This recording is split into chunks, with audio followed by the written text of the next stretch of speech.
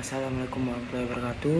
Pada kesempatan kali ini, saya akan mempresentasikan materi tentang seni dan sastra Melayu. Sebelum itu, perkenalkan nama saya Bagas Pati Fransa Gunawan dari program studi arsitektur. Budaya Melayu merupakan salah satu budaya yang sangat kaya dan memiliki nilai sejarah serta nilai estetika yang tinggi. Di dalamnya terdapat berbagai unsur penting seperti bahasa, adat istiadat, seni, dan juga sastra. Dalam presentasi kali ini, saya akan membahas mengenai pengertian seni dan sastra Melayu, jenis-jenisnya, serta memfokuskan pembahasan pada salah satu karya sastra Melayu, yaitu Gurindam. Baik, karena difokuskan kepada seni dan sastra Melayu, maka kita harus tahu apa itu budaya Melayu. Nah, menurut Konja Raningrat dalam buku Pengantar Ilmu Antropologi tahun 2009, budaya adalah hasil cipta, rasa, dan karsa manusia yang berkembang dalam suatu masyarakat. Konja Raningrat merupakan tokoh antropologi Indonesia yang banyak membahas tentang kebudayaan dan kehidupan masyarakat. Nah, budaya Melayu mencakup berbagai aspek kehidupan seperti bahasa, sistem sosial, adat istiadat, seni, serta sastra yang menjadi identitas masyarakat Melayu. Selain itu, budaya Melayu juga sangat dipengaruhi oleh nilai-nilai agama, terutama Islam. Nah, masuk pada pengertian seni Melayu.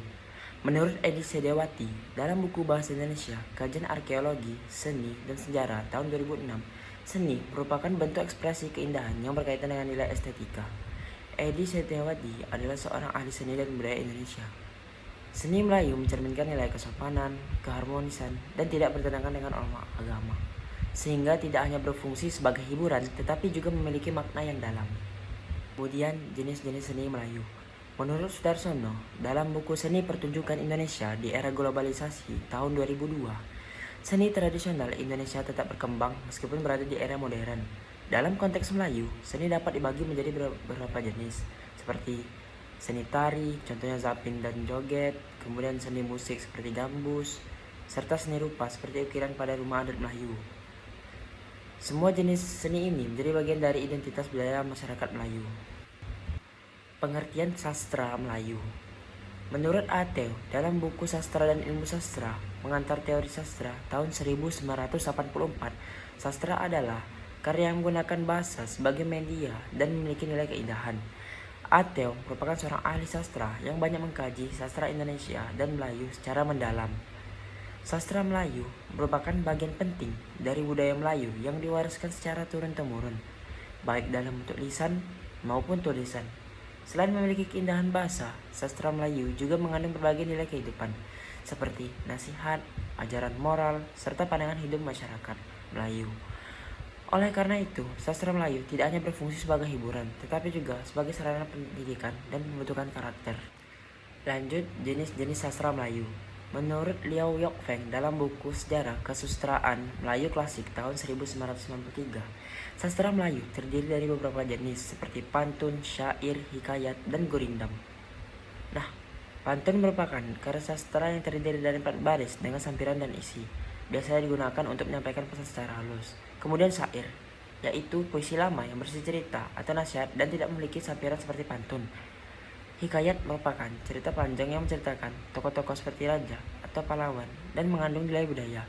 Kemudian ada gurindam yang terdiri dari 2 baris yang berisi hubungan sebab dan akibat serta mengandung nasihat langsung. Dari beberapa jenis tersebut, saya akan memfokuskan pembahasan kepada gurindam. Nah, lanjut kepada Gurindam 12 yang saya akan bahas. Nah, Gurindam yang saya bahas berasal dari buku Gurindam 12 karya Raja Ali Haji yang diterbitkan oleh Kiblat Buku Utama. Nah, Raja Ali Haji merupakan seorang sastrawan dan ulama Melayu yang sangat berpengaruh dalam perkembangan sastra Melayu klasik. Secara bentuk, Gurindam terdiri dari 2 baris dalam 1 bait. Baris pertama berisi sebab atau kondisi, dan baris kedua berisi akibat atau hasil. Namun, yang paling penting bukan hanya bentuknya, melainkan maknanya. Gurindam berfungsi sebagai nasihat langsung. Jadi, ketika kita membaca Gurindam, kita sebenarnya sedang diberi pelajaran tentang bagaimana menjalani kehidupan. Contoh dari isi Gurindam tersebut salah satunya seperti berikut. Barang siapa tidak memegang agama, sekali-sekali tiada boleh dibilang nama. Nah, jika kita pahami lebih dalam, Gurindam ini menjelaskan bahwa agama merupakan dasar utama dalam kehidupan seseorang. Tanpa pegangan agama, seseorang akan kehilangan arah, tidak memiliki tujuan hidup yang jelas, dan sulit membedakan mana yang baik dan mana yang buruk. Disinilah terlihat bahwa gurindam tidak hanya indah secara bahasa, tetapi juga menjadi pedoman hidup. Melalui gurindam, Raja Ali Haji menyampaikan nilai-nilai moral seperti pentingnya agama, etika, dan tanggung jawab dalam kehidupan. Oleh karena itu, gurindam dapat dikatakan sebagai salah satu bentuk sastra Melayu yang paling tegas dan langsung dalam menyampaikan ajaran kehidupan. Lanjut, fungsi seni dan sastra Melayu. Nah, menurut Koja Raningrat, dalam buku pengantar ilmu antropologi tahun 2009, seni dan sastra memiliki beberapa fungsi penting dalam kehidupan masyarakat. Nah, yang pertama yaitu sebagai sarana hiburan, yaitu memberikan kesenangan dan keindahan bagi masyarakat. Kemudian yang kedua, sebagai sarana pendidikan. Karena di dalam seni dan sastra terdapat banyak nilai dan ajaran yang dapat dipelajari. Kemudian yang ketiga, sebagai media penyampaian nilai moral dan budaya seperti norma, etika, dan cara hidup yang baik dalam masyarakat Melayu.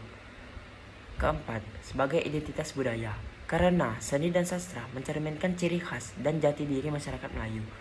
Dengan demikian, seni dan sastra tidak hanya dinikmati, tetapi juga memiliki peran penting dalam membentuk kehidupan sosial dalam budaya masyarakat. Dalam hal ini, gurindam menjadi salah satu contoh yang kuat sebagai sarana pendidikan dan penyampaian nilai kehidupan. Sebagai kesimpulan, seni dan sastra Melayu merupakan bagian penting dari budaya Melayu yang mengandung nilai keindahan dan moral. Salah satu contohnya ialah gurindam yang memiliki bentuk sederhana tapi memiliki makna yang sangat dalam. Melalui gurindam, kita dapat belajar tentang cara menjalani kehidupan yang baik. Sebagai generasi muda, kita memiliki tanggung jawab untuk menjaga dan melestarikan budaya Melayu. Sekian yang dapat saya sampaikan. Terima kasih atas perhatiannya. Kurang lebih mohon maaf. Wassalamualaikum warahmatullahi wabarakatuh.